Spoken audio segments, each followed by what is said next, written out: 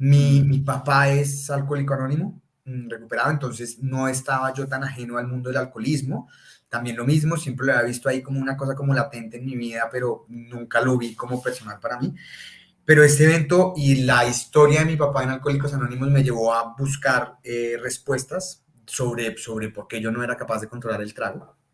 Eh, y llegué a Alcohólicos Anónimos. Mi papá me recomendó un padrino con el que trabajé durante un poquito menos de un año para hacer los pasos como la primera ronda de los 12 pasos de recuperación de Alcohólicos Anónimos. Ujú. Y ahí empecé, digamos, ahí fue la primera vez que descubrí que el mundo espiritual era una realidad que todos teníamos, que era una realidad que afectaba mi vida personal y con la cual en la cual yo podía mejorar, como podía mejorar mis tiempos en correr o en mis tiempos en la bicicleta, por decir algo simple. Bien, un saludo para todas las personas que nos vean en la ocasión de hoy. Aquí me encuentro con mi amigo Mateo Buenahora. Mateo, gracias por ser parte de Vidas Simbólicas. No, Sebas, muchas gracias a ti por invitarme. Me encanta poder hablar de estos temas con los que no tengo mucha gente con quien hablar. Muy bien.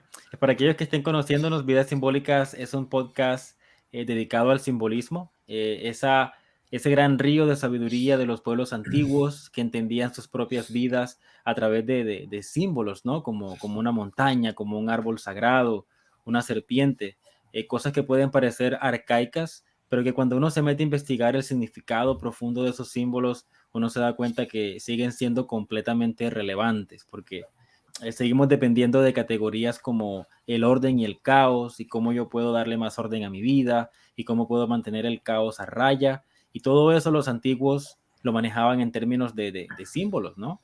Por ejemplo, el árbol como un símbolo del orden, el árbol como aquello que le da estructura a mi vida. De hecho, uno mira un árbol y es una estructura coherente versus las aguas caóticas que yo tengo que intentar mantener a raya y las aguas es una cosa que intenta filtrarse, como cuando yo intento mantener mi vida en orden, pero vienen experiencias que intentan eh, invadir mi experiencia del mundo y qué mejor forma de hablar de esa experiencia que con aguas. Entonces, ese es el simbolismo, es redescubrir la profundidad de los símbolos que usaban las civilizaciones antiguas para darle sentido a su existencia y que son símbolos que no se han vencido, o sea, no han perecido, no han caído en ningún tipo de expiración, sino que siguen siendo tan reales como siempre y la idea es recuperar su sabiduría. Así que bueno, Mateo, luego de esa breve introducción, coméntanos por favor un poco de ti. ¿Quién es Mateo Buenahora y qué haces en tu vida cotidiana?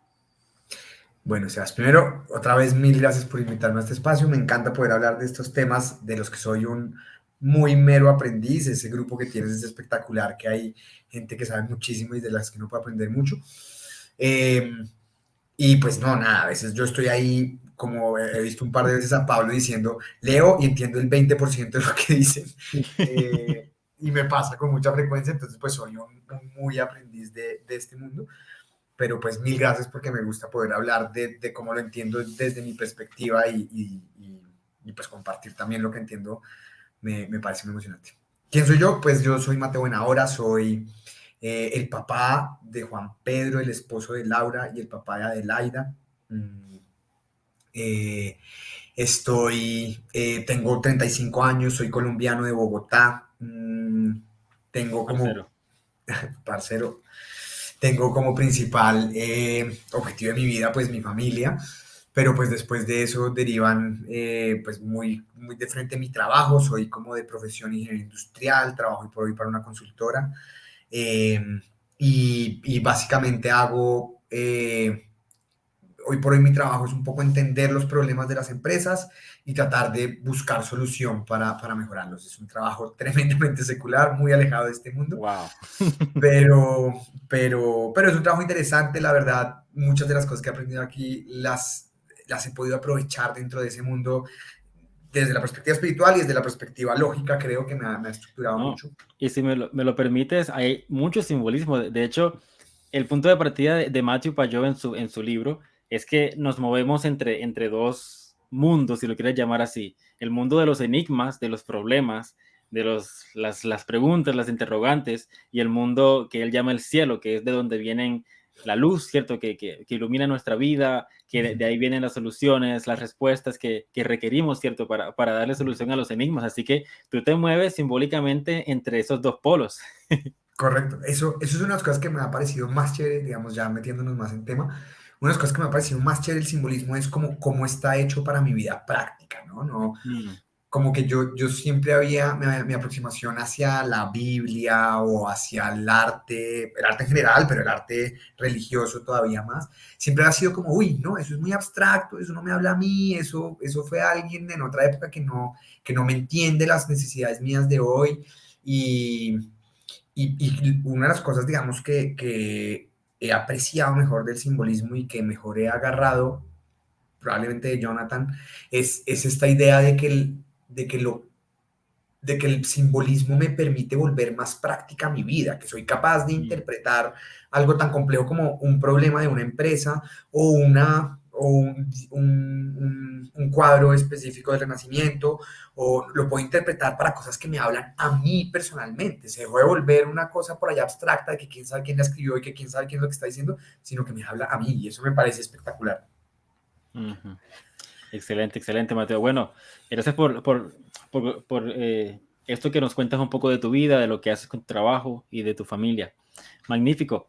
Coméntanos un poco, Mateo, qué experiencias de vida, ya que estamos hablando de la vida real, qué experiencias de vida reales te impulsaron a buscar nuevas respuestas. O sea, pues, ¿cuáles fueron tus luchas, tus enigmas que te obligaron a buscar respuestas nuevas? Pues bueno, yo me crié en una familia que originalmente era muy secular, prácticamente atea, atea impracticante. Eh, eh, y, digamos, durante los primeros años de mi vida, digamos como que mi relación con el mundo espiritual era, pues digamos como tenía una educación en mi colegio, digamos, que me permitía como saber que eso existía, pero ni lo entendía, ni lo practicaba, ni lo apreciaban. Parecía simplemente como una pequeña parte de mi vida, la cual podía básicamente ignorar y ya.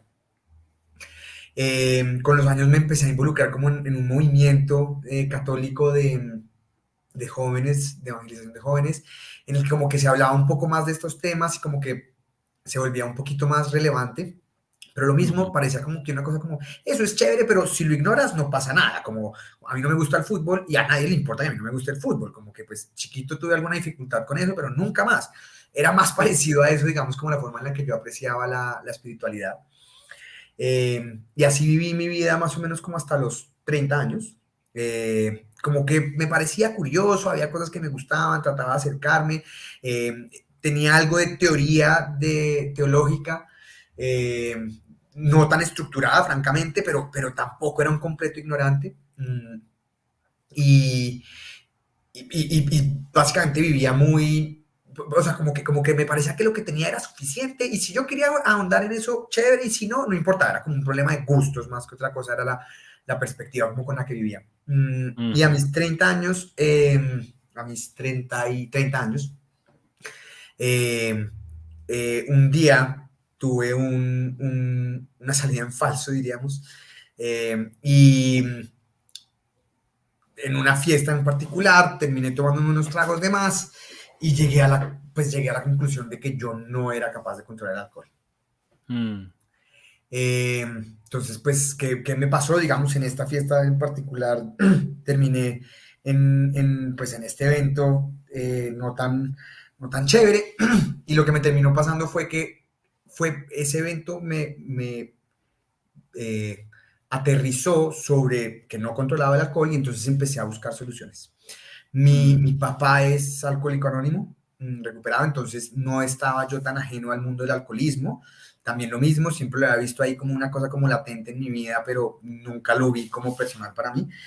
Pero este evento y la historia de mi papá en Alcohólicos Anónimos me llevó a buscar respuestas sobre por qué yo no era capaz de controlar el trago. Eh, y llegué a Alcohólicos Anónimos, mi papá me recomendó un padrino con el que trabajé durante un poquito menos de un año para hacer los pasos, como la primera ronda de los 12 pasos de recuperación de Alcohólicos Anónimos. Y ahí digamos, ahí fue la primera vez que descubrí que el mundo espiritual era una realidad que todos teníamos, ¿sí? Como que fue, bueno, no, perdón, ahorita no había descubierto que todos teníamos, pero descubrí que era una realidad en mi vida, que era una realidad que afectaba mi vida personal y en la cual yo podía mejorar, como podía mejorar mis tiempos en correr o en mis tiempos en la bicicleta, por decir algo simple. Y con esa perspectiva, digamos, como que me empecé a dar cuenta, yo tengo que conocer más de esto, como que después de que me mostraron que Alcohólicos Anónimos me mostró que existía un mundo espiritual y que había una forma en la que podía estar más entregado a él y podía desarrollar mi persona alrededor de ese mundo espiritual, pues empecé a interesarme y empezó a gustarme y empecé ya a tener un poco más de contexto de todas las cosas que durante mis 30 años de ateo no impracticante, eh, eh, que durante ese tiempo, digamos, como que habían estado muy desordenadas, empezaron a tener un poquitico más de sentido. Empezaron oye, no, es que esto sí existe, todo esto de Jesús y que todo parecía tan un experimento social chévere y atractivo para el resto del mundo, eso es una realidad que está hecha para ti y que, digamos, esto es una interpretación mía y un poco muy simplificada de los pasos de Alcohólicos Anónimos, pero el grueso de lo que uno hace en los pasos de Alcohólicos Anónimos es morir a uno mismo, ¿no? Es entregarle la vida de uno al poder superior, como dicen los pasos de Alcohólicos Anónimos, y a otras personas directamente. Es morir a mi egoísmo y ir y reconocerle a otra persona que hay muchas aristas, digamos, muchas perspectivas, pero yo creo que la gran reducción de lo que se hace en Alcohólicos Anónimos, en los pasos de Alcohólicos Anónimos, es morir a uno mismo. Y entonces como que, bueno, en la medida en la que muera más a mí mismo, voy a estar mejor. Eso fue un poco lo que aprendí de mi experiencia en Alcohólicos Anónimos. Y ahí empecé a investigar, empecé a dar vueltas. Dentro de todas estas cosas, en YouTube, con la cantidad de contenido que se produce alrededor de todos los temas del mundo, empecé a mirar un poco de Jordan Peterson. Y por Jordan Peterson llegué a Payot.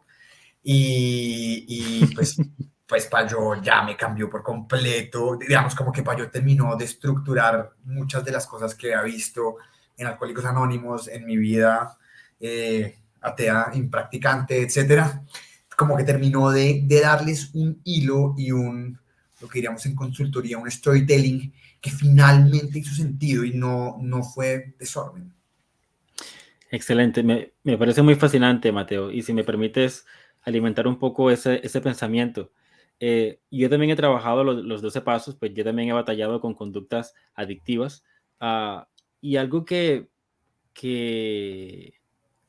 que la adicción es una especie de bendición hardcore, algo así como una especie de bendición hardcore, porque o sea, lógicamente te puede acabar con tu vida, y ha acabado con muchas de vidas, ha acabado con muchas familias, pero para aquellos que tenemos la bendición, la gracia de poder enfrentarla antes que nos destruya, se convierte como en una especie de revelación dolorosa, pero una revelación de la vida real, de que existen fuerzas, ¿verdad? De que existe una fuerza que yo no puedo ver, porque ¿dónde está la adicción a la pornografía?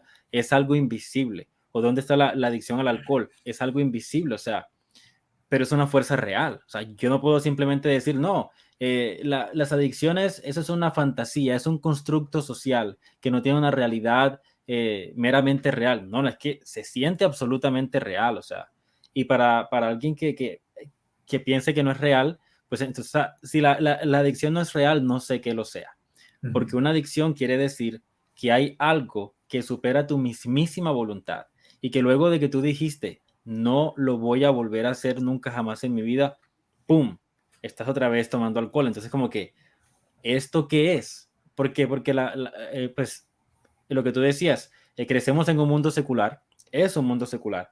Trabajar, estudiar, la gran frase, voy a salir adelante, voy a acabar mi carrera, voy a trabajar. Pero luego tienes todo este mundo para el que no nos prepararon, de fuerzas que pueden incluso tomar completo control de nuestra voluntad, y es entonces una dimensión de la realidad con la que no estamos preparados, no sabemos cómo entenderla y mucho menos cómo afrontarla. Luego viene el simbolismo que te dice, lo que pasa es que existe el cielo y la tierra, y somos criados atendiendo demasiado a la tierra y sin discernimiento del cielo, porque en el cielo residen justamente lo que Payot llama los puntos de atención, o sea, que el mundo está hecho de puntos de atención. Eh, yo puedo entenderme a mí mismo mucho más si yo intento autoexaminarme y ver dónde está puesta mi atención, ¿cierto? Porque yo atiendo a algo porque ese algo me da identidad, ese algo me da dirección, ese algo me ayuda a orientar todo mi comportamiento. Y yo lo puedo aprender por las buenas, como ir a la iglesia, la divina liturgia, algo maravilloso, o lo puedo aprender por las malas, una adicción que se apodera de mi atención y que realmente organiza mi comportamiento. Porque llega un punto, por ejemplo, en el caso de un alcohólico, donde mis recursos económicos, mis energías mentales, emocionales, lo que yo decido hacer con mi tiempo, con mi vida cotidiana, todo va girando en torno a este Dios que se llama adicción. Entonces, decir que eso no es real, para un, ya para un adicto es una cosa absurda. Entonces, es algo súper, súper tremendo, ¿no? Totalmente de acuerdo. Digamos, o sea, como la explicación simbólica del cielo y de cómo estamos todo el tiempo tratando de acercarnos a una gran cosa y que esa cosa, gran cosa, se empieza a manifestar en las particularidades de nuestra vida, que es ir y reventarse en trago. Eso es muy real. Hay una cosa, digamos, digamos, ahí acá haciendo un poquitico de propaganda a Alcohólicos Anónimos, que también creo que es un buen tema para estas cosas. Y hay una dificultad con el concepto de adicción. Yo, con lo que dijiste, estoy completamente de acuerdo, digamos. Hay una cosa, digamos, y es que tenemos un malentendido conceptual sobre las adicciones, y es que creemos que, digamos, voy a hablar del alcoholismo, que es el que mejor conozco, digamos, pero es exactamente lo mismo con los sexólogos, y es como, creemos que un alcohólico es una persona que consume mucho atrago, que se emborracha todos los fines de semana, y tú lo dijiste ahorita en una frase perfecta, y es una persona que decidió no ver más pornografía o no tomar más trago, y termina otra vez haciendo lo que había dicho que no iba a hacer, ¿no? Es como una persona que no se controla, no que toma mucho, no que le pega a la mujer borracho. Digamos, esos son malos indicadores de que esa persona probablemente es alcohólica, en el ejemplo de alcohólicos, pero no por eso es alcohólico, no lo hace alcohólico pegar a la mujer, ¿no? Digamos, pegar a la mujer está igual de mal sobrio o borracho, ¿no? No. Exacto. Y en ese sentido, digamos, como que, insisto, probablemente una persona que borracha le pega a su esposa, probablemente es alcohólico. Sí, digamos, si a mí me tocara apostar, yo apostaría, ese man probablemente sea alcohólico. Probablemente. Pero la forma en la que yo me diría para asegurarme si es alcohólico o no, no es preguntarle qué haces cuando estás borracho, es preguntarle cuándo fue la última vez que te emborrachaste sin quererlo. O que tomaste más trago del que querías tomar. Y eso digamos, lo siento, esto es súper material, cero espiritual, muy de la tierra y poco del cielo, pero creo que contextualiza, Claro. Y de hecho, además, pues la misma idea de lo que te está jalando es lo que importa, no lo que está pasando aquí. Pues no es que lo que nos está pasando aquí no importa, eso también, la materia, la tierra también importa, por supuesto, también ejemplifica y también contextualiza, pero si queremos entender qué es lo que pasa, el norte es lo que importa, ¿no? El cielo de la descripción del alcoholismo es la que realmente nos termina de sentar. Y lo que tú dices es muy, muy importante porque si la pregunta crucial es ¿cuándo fue la última vez que te emborrachaste sin querer? Esa es una pregunta que justamente nos lleva al meollo del asunto. El meollo no es tomar o no tomar. El meollo no es estar borracho o estar sobrio. El meollo es, ¿eres dueño de tu voluntad?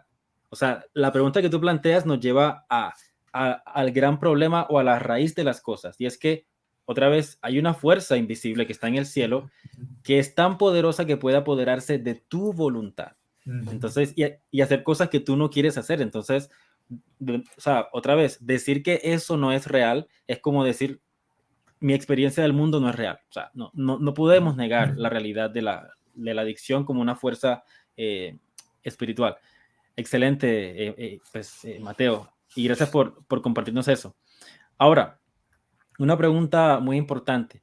ahora que ya estás empezando a ver esta dinámica entre lo terrenal, lo celestial, y que estamos justo en medio entre fuerzas y patrones celestiales y las particularidades terrenales, ¿qué nuevos desafíos han venido a tu vida? Ahora que estás viendo la vida de esta manera, ¿cuáles son los nuevos retos que enfrentas? Difícil pregunta porque...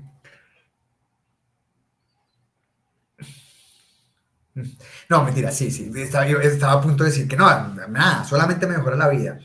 Y digamos, sí, francamente creo que cuando entendí esto, la vida solamente me ha mejorado como en las partes que más me atormentaban, por lo menos, ¿no? Que era, yo vivía atormentado con miedos, con incertidumbres, y esta parte de entender esto, digamos, como que se me ha estructurado mucho en eso, y entonces ¿no? Como tener el norte, un norte, digamos, como que me llena, un cielo bien direccionado, ¿cierto? Es una maravilla, o sea, es una cosa impensable.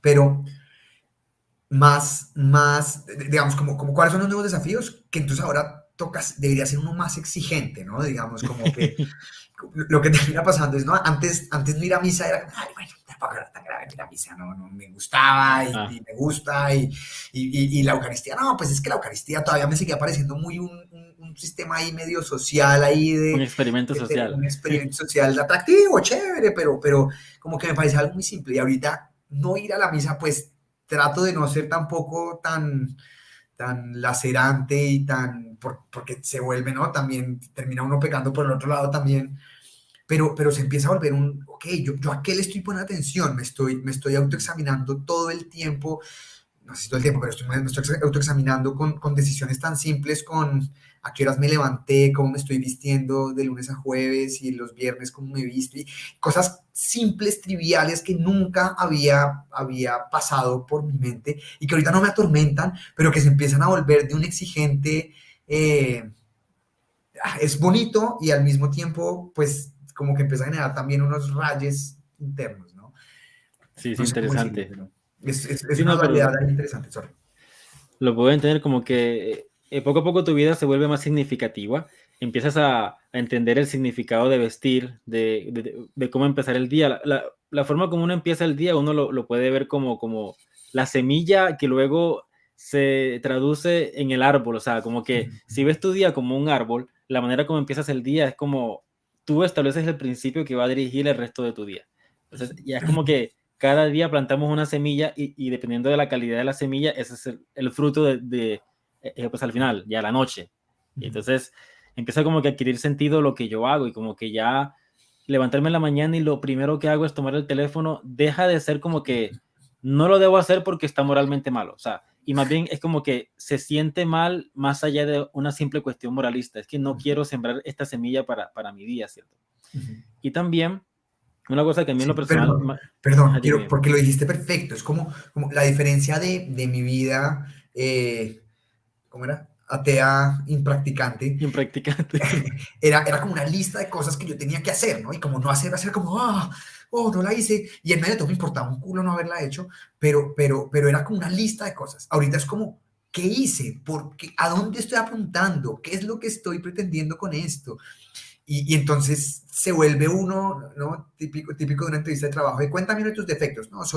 Me fijo mucho en los detalles, como me está pasando que eso es una respuesta pendeja dentro de las entrevistas, pero me refiero a que me está pasando un poco eso, me está pasando en que me estoy empezando a fijar en cosas en las que no me fijaba, en cuando, digamos, yo siempre he sido muy descomplicado con la ropa, por poner un ejemplo simple, y siempre me he vestido ni idea, ni me fijo, me pongo cualquier pantalón, me pongo los zapatos, si me pongo zapatos distintos ni me entero, nada, unas camisetas, y desde que me casé mi esposa ha sido súper exigente, pues no súper exigente, pero me ha empujado mucho a que me fije cómo me he visto, a que no vaya ahí como un descualquierado, y ahora me he visto como un quinceañero, francamente, pero me he visto bien, ahora me pongo ropa que me queda al tamaño, ropa que no está rota, no está manchada, que era como el estilo con el que yo andaba antes de mi vida, y entonces eso lo estaba haciendo un poco por darle gusto a ella. Y ahorita como ser crítico de, no, es que o sea, fíjate que las cosas que haces están representando algo que tú estás buscando. ¿Qué es lo que estás buscando en esto? Y ser crítico con eso se vuelve un arma de doble filo. Es chévere porque avanza y es pesado en que uno se está dando mucho látigo también con cosas en las que tiene que darse látigo, pero que no, tiene que ponerse un límite hasta donde se da látigo. Exactamente. Y mientras que me hablabas de que ha venido una especie de alivio a tu vida porque empiezas como que a verle más sentido a las cosas, me hacías pensar en una cosa. Cuando Jonathan y Matthew hablan de que como hay una cosa que se llama cielo, una serie de patrones y de lo que en la Biblia se llama potestades y principios que gobiernan sobre la tierra, eso quiere decir de que cuando, por ejemplo, yo tengo un mal pensamiento, cuando se me viene un mal pensamiento, no necesariamente vino de mí. O sea, muchas veces viene de afuera. No sé si has visto eso en esos videos que ellos montan, que hablan de eso, de que muchas veces viene lo que se conoce como un pensamiento intrusivo. Y por ejemplo, yo a veces me daba mucho látigo porque, pues, al yo no contar con discernimiento del mundo espiritual, yo pensaba que yo era la fuente de todos los pensamientos intrusivos habidos y por haber.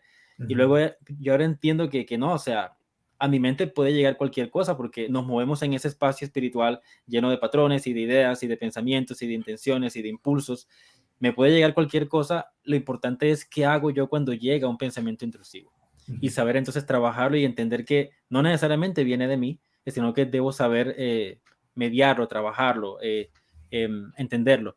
Y otra cosa que a mí, pues, en lo personal me ha ayudado mucho con el simbolismo es entender en qué consiste la libertad.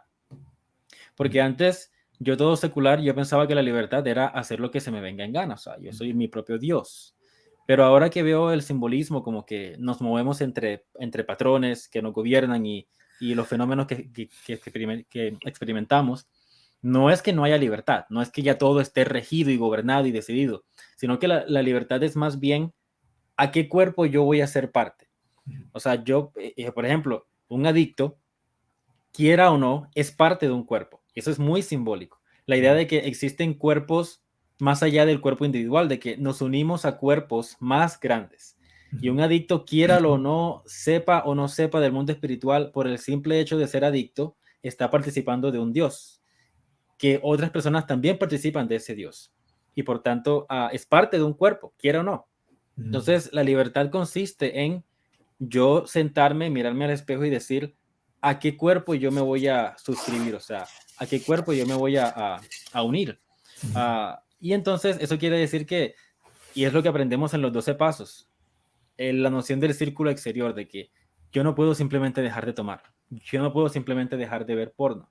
Mi única alternativa, la única forma en la que yo puedo usar mi libertad es reemplazar un patrón por otro, reemplazar un Dios por otro, o reemplazar un punto de atención por otro.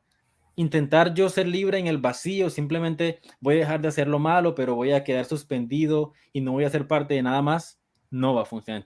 Es como que son ideas que realmente nos dan una claridad acerca de cómo vivir. Pero bueno, Mateo, para ya ir finalizando, una pregunta difícil, pero pues quiero escuchar cómo lo podrías poner en tus palabras, desde tu experiencia y tu forma de ser muy terrena. ¿Cómo definirías el simbolismo? ¿Qué es el simbolismo en tu vida?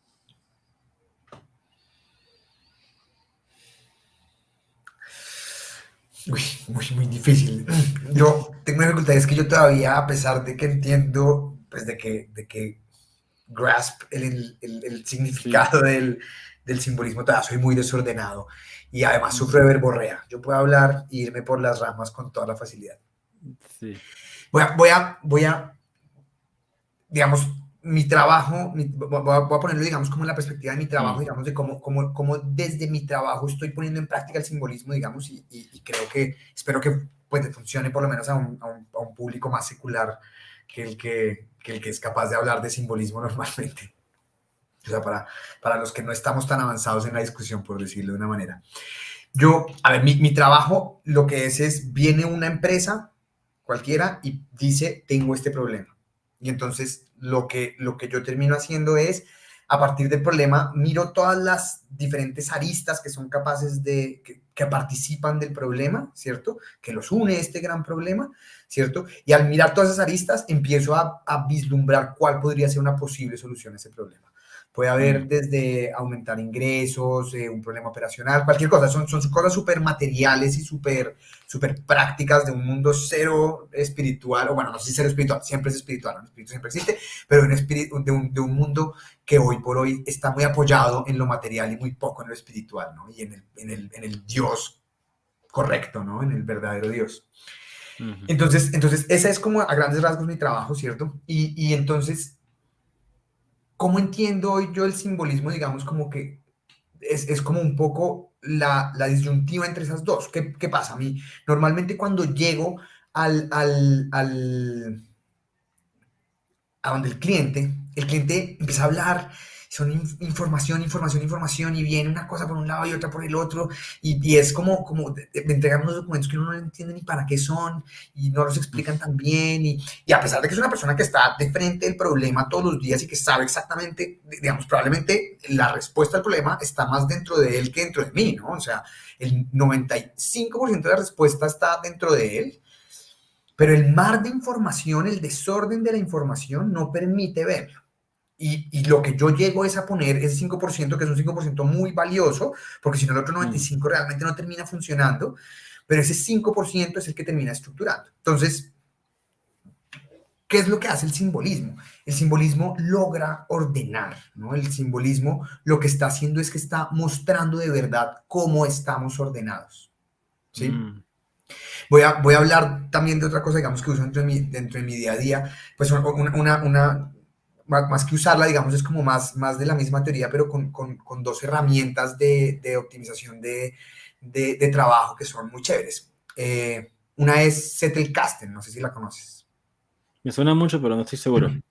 Zettelkasten es, ¿te acuerdas? Pues te acuerdas, no, a ninguno de nosotros nos tocó. Las bibliotecas viejas, para poder encontrar referencias, tenían estos tarjeteros, ¿no? Que eran unos cajones como más o menos así de grandes, que no tenían muchas tarjetas, ¿no? Y eran unos muebles de, qué sé yo, de 10 por 20, y eran tarjetas y tarjetas y tarjetas infinitas, ¿no? Y así funcionaban las bibliotecas en las universidades pues a nosotros no nos tocó, nosotros ya teníamos internet. Y el Zettelkasten lo que es una metodología en la que uno es capaz de unir ideas, ¿cierto? Como que la idea es volver las ideas lo más pequeñas posibles y después conectarlas entre ellas. Le dicen que es como un segundo cerebro porque en principio el cerebro hace exactamente eso, y eso es lo que me pasa a mí en las conversaciones, que empiezo a saltar de un tema a otro. Entonces empiezo a hablar de un problema operativo, y entonces cuando estoy hablando del problema operativo, eso afecta a los ingresos, también afecta a los costos, pero afecta al personal, pero afecta de cara a lo legal, y estoy hablando del mismo problema, pero me puedo ir por 30 ramas completamente distintas, ¿cierto? Y el Zettelkasten, que es muy bueno, es un poco la versión del caos de estas dos herramientas que estoy diciendo. Lo que genera es que hay una interconectividad entre todo, y eso no es malo. La interconectividad entre todo, pues es valiosa porque nos permite vislumbrar y conectar cosas que entre ellas van a ser necesarias, ¿cierto? Pero, aparte, hay otra teoría, pues que es un libro particular que se llama The Pyramid Principle, que lo que hace es que, no sé si lo conoces. No, ¿Sí? pero, o sea, ya sé por dónde va, o sea, The Pyramid Principle, o sea. Correcto. No tiene mucho, exacto, así como de modo simbólico, una pirámide. Y básicamente lo que logra el pirámide, lo que dice el Pyramid Principle es, empieza con un problema en la cabeza y ve desestructurándolo por capas, ¿cierto? Todo lo hacemos naturalmente, todo el tiempo, digamos esto. El Zettelkasten es una realidad, que es el caos, y el Pyramid Principle es otra realidad, que es la jerarquía, ¿cierto? Y lo que pasa es que cuando juntas el orden, mejor, ¿sí? El orden y el caos, y cuando juntas el Zettelkasten y el Pyramid Principle, es cuando empiezas realmente a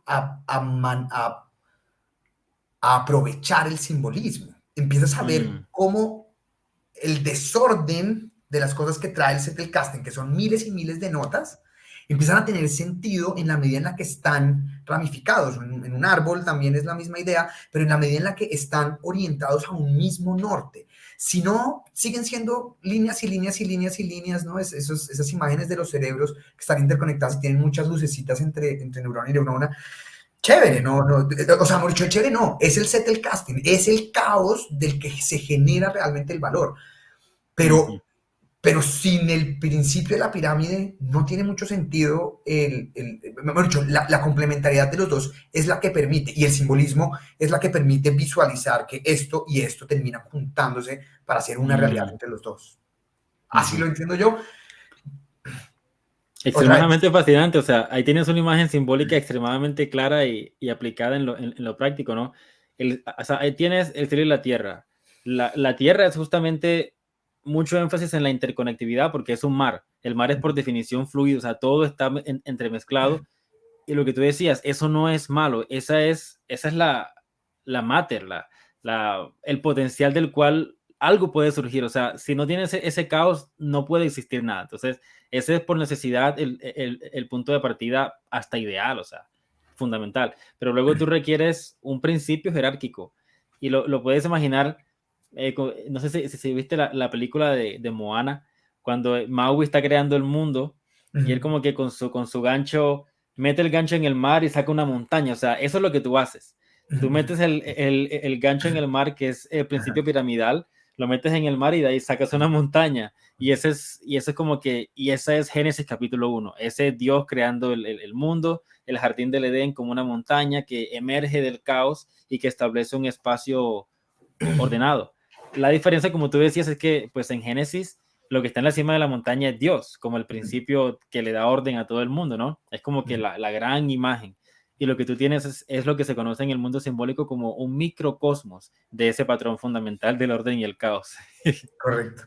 Correcto, y eso también es una cosa que es increíble, las explicaciones de Jonathan sobre los fractales, ¿no? Sobre cómo la Mm, realidad, sobre este mismo, y lo puedo extrapolar hasta infinito más para allá, ¿no? Mis problemas de mi trabajo suelen ser muy en ingresos, en costos, en apertura de mercados, unas cosas que la mayoría de las personas de este canal ni les interesa y les parece, les va a parecer no tan espiritual y, mejor dicho, ni disculparme, ni... Pero bueno, se entiende lo que estoy diciendo, pero que todo eso lo puedes poner en otro contexto, ¿no? Digamos, como que, digamos, hoy para mí, Mateo, como que al final cada vez trato de que mi cielo sea cada vez más el amor y sea cada vez más morir a mí mismo para entregarme a otros, ¿cierto? Y entonces, cuando estoy calculando el tamaño del mercado de un negocio, que no se ve mucho cómo estoy yendo para allá, pues estoy tratando de que el resto de mi vida esté en función de eso. Obviamente lo hago por ahí el 1% de las veces, ¿no? La mayoría de las veces no estoy cumpliendo eso. Pero hoy por hoy soy capaz ujú, de reconocer, estaba apuntando a donde no era, estaba apuntando a mi ego, estaba apuntando a mm, mi, y rápidamente, digamos, algo que me ha dado realmente es que soy capaz de corregir más rápido mis errores. Eso, digamos, de la practicidad del simbolismo, a pesar de que no, digamos, soy cada vez más evidentemente menos perfecto, pero soy evidentemente más rápido de ver mis errores. Y eso sí es una diferencia gigante, o sea, de aquí me desvié y, uy, pucha, mal, o sea, y no mm. darme palo, no lo que sea, pero rápidamente volver al lugar en el que tengo que estar, lo cual es mucho más reconfortante, ¿no? Es volver, no soy el mejor con la confesión y debería hacerlo, el sacramento de la reconciliación debería ser primario y no soy el mejor, pero por lo menos hoy por hoy reconozco, pucha, ya llevo más de un mes sin confesarme, pilas, o sea, y eso creo que también es una cosa, ¿no? Estarse todo el tiempo autoexaminando es lo bueno y lo malo, ¿no? Ujú. Sí, lo De bueno y lo alguna malo, forma. así es. Bueno, muy, muy, muy fascinante, Mateo. La verdad, me ayudas mucho a reconectar con mi propia experiencia inmediata de la realidad. Cuando me hablabas, por ejemplo, de tu esposa, que ahora te hace que te vistas mejor, ahí tienes el simbolismo de Adán y Eva, ¿no? Que Adán está puesto en el mundo para imponer su razón sobre la creación, pero Ujú, Eva es esta retroalimentación, esta perspectiva opuesta que le dice, vas bien, vas mal, considera esto, considera lo otro. Y pues, ujú, pero lo tienes en lo concreto, ¿no? En tu propia experiencia y, pues igual mi esposa, ella es igual en mi vida, ella amplía mi visión, ella me permite verme a mí mismo de formas que sin ella yo no sería posible. Me mantuviera mandando o imponiendo mi lógica sobre el mundo y nunca ser retroalimentado. Así que, pero bueno. No, hombre, muchísimas gracias por el tiempo. No sé si hay algo más que tú quisieras pues agregar para ir finalizando. No, o sea, muchas gracias de verdad, me gusta mucho, pues pucha, sí, estoy aprendiendo como loco, el grupo está muy chévere, felicitaciones y gracias por ese espacio. No, aprendiendo de todas estas cosas, digamos, a mí la parte, yo soy muy ingeniero y entonces las partes gráficas y estos simbolismos más, el, el, el arte en general, digamos, y después la poesía y todas estas cosas me cuesta mucho más, o sea, entiendo muy lógicamente lo que representan como arquetipo, entiendo lo que representa el simbolismo, pero ya después materializar, ¿no? El águila y la culebra, y hay algunos que más o menos me los sé porque son muy constantes o porque son muy evidentes, pero después hay unos que son, yo miro sus videos de Jonathan y eso, pues nada, aprendiendo, así que ese espacio que has creado, mil gracias de verdad, muy valioso. No, y ya, muchas gracias de verdad. Dale, yo con mucho gusto. A ti muchas gracias, Mateo, y hasta una próxima. Entonces, un abrazo y hasta luego. Lo mismo, cuídate, hablamos, chao.